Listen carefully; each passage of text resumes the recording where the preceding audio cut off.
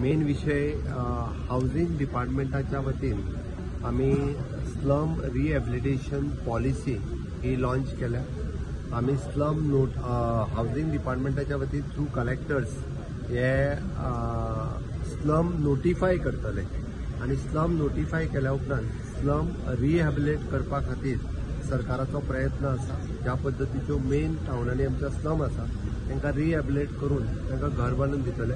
जेणे करून for example गव्हर्मेंटाच लँडान जर एक 40,000 जागेन स्लम आसत जाल्यार 20,000 लँड फ्री जातली। 20,000 लँडान तांकां रिहॅबिलिट करतले totally on the public private partnership. खंयसरूच सरकाराचो एकूय पयसो हाच्या खातीर खर्च करचे ना।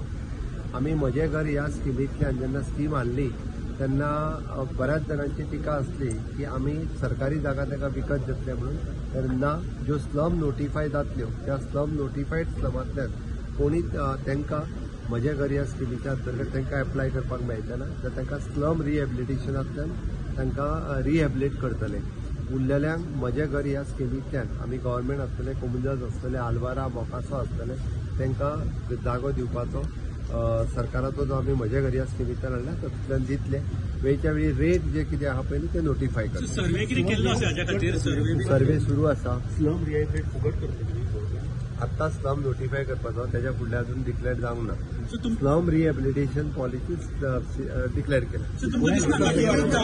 कारण हे खुबशे विरोध जावपाक शकता असं दिसना सर तुमकां, कारण खुबशे लोकांक डायरेक्ट म्हणजे बिगर गोमंतका तांकां मेळटले अशें तरेचो एक भास। हांवें आत्ता फक्त म्हटलं आम्ही स्लम डिक्लेअर करतले आणि स्लम रिहॅब करतले। आम्ही कशें करतले, कितें करतले, कितले पयशे घेतले हेजे खातीर कांयच उलोवंक ना।